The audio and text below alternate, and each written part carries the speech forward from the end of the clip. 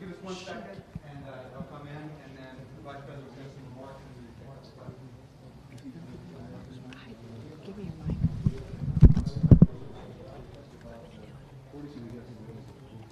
और खतरी वक्त जो है वो अब यहाँ पे हुआ है और बात करी है उनका भी इस्तेमाल किया फील्ड मार्शल आसिम मुनीर से भी उन्होंने मुसाफिर किया खतरी वक्त अब यहाँ पे आ चुका है तो उसके बाद अब All right, guys. Mr. Prime Minister, go ahead.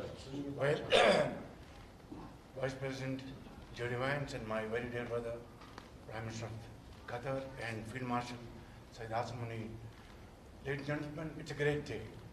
A day which is going to promote peace and prosperity, not only in the region where crisis really created humongous challenges, but this will have global peace. And I must, at this point in time, with the fullest sincerity at my domain, thank President Donald Trump for his visionary and very dynamic leadership, which has resulted in this meeting here today in beautiful city of Bergenstock. And I think here we are going to have wonderful discussions which will lead to hopefully very productive results in times to come. I'd like to thank Vice President JD Vance for his very able leadership, leading United States team, and my very dear brother, Prime Minister of Qatar. He's like a very real and dear brother. And of course, Field Marshal Sayyid Asim Munir, his outstanding role, very consistent, and he showed huge amount of perseverance and patience. And I think together, all these efforts have culminated here in this wonderful Schönes Bergen. And it's really very wonderful to be here. And hopefully when we go back to our homes, we'll have some wonderful paper in our hand which will both promote peace, progress, and prosperity around the globe. Thank you very much.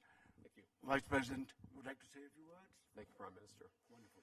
Well, I'll say just a few words here. And first of all, I have some notes of appreciation. First of all, I want to thank the President of the United States, who sends his best to all the great leaders assembled here, because he's empowered us to find a diplomatic resolution to a host of issues that matter to the American people, but I think the world. The opening of the Strait of Hormuz, the ending of the Iranian nuclear program, all of these things have already been accomplished. The question before us now is how much more can we accomplish together? Can we turn over a new leaf? Can we change relations in the Middle East permanently? Or do we go back to doing things the old way, which is not our preference, but is certainly very much something that can happen. I have a few other notes of appreciation. First of all, to the Prime Minister of Pakistan. A dear friend of the President's, a dear friend of mine, a guy who has been, with his leadership and his very careful and skilled negotiation, has got us to this point. To his Field Marshal in Pakistan, Asim Munir. I will say that since Field Marshal Munir welcomed us with the Prime Minister in Islamabad, I have joked that I have two very, very important people in my life, an Indian and a Pakistani. The Indian is my wife, and the Pakistani is Field Marshal Munir. And I've probably talked to Field Marshal Munir more than I've talked to anybody else over the last 3 months. Would not be here without his statesmanship. He is, of course, a military leader, but I think he's shown himself to be a great diplomat. And, of course, who's an amazing friend of the United States of America, but has been also an important part of getting us to this point. I think it's important for the American people, but people all over the world to appreciate that what's brought us to this moment is the President's leadership and the President's willingness to see a Middle East that is much different 10 years from now than it was 10 years ago. And what we're trying to accomplish here is something very simple. Through diplomacy, through working together to transform the Middle East, where Iran and the Gulf have been at war with each other, or at least have had very unfriendly relations, where Iran has been a driver of regional instability. Now we see a future where everybody can work together to promote peace and prosperity for everyone. What we have already seen back home in the United States is lower gas prices. We've seen the free flow of oil and gas. We've seen peace And now we're trying to build on that to see if we can build something even better and more sustainable for the future. This is a historic meeting. Never before, outside of Islamabad and here, so outside the last few months, never before has the Iranian and American leadership met at such a high level. What the President has asked us to do is turn over a new leaf, to transform our relationship with the people of Iran and to extend an outstretched hand that says to the people of Iran that if your leadership is willing to give up being a driver of regional instability, if they are willing to give up nuclear weapons ambitions for the long term, then the United States is willing to fundamentally transform our relationship with that country. That is certainly our goal. We've already made great progress over just the last few hours, and I expect that we'll make additional progress in the hours to come. Thank you all. Is it possible just one question, Mr. Vance? The main issue is... Let Sheikh Mohammed speak, please. First of all, I would like to welcome you here, Mr. Vice President, Mr. Prime Minister, your leadership and Field Marshal leadership actually initiating that process. That's what brought us here today. I think that every one of you has highlighted how important is this meeting, how historic is that event, and how significant is that agreement, not only on the security of the region, but also for the security of the world and for the global economy. What we have done and what we have achieved, we wouldn't achieve it without the dedication and the hard work that was done by you, Mr. Vice President, and Mr. Steve Witkoff and Jared Kushner, Prime Minister and Field Marshal, and also on the Iranian side, Dr. Ghalibaf and Dr. Araqji. I would like to thank all of you for your leadership and determination that put us in this room, and this is not really the main celebration. Our celebration when we reach the ultimate agreement. Hopefully this is just the beginning, and I wish everyone all the best. Qatar will stay dedicated to this partnership to support these mediations until the end, until we reach a solution.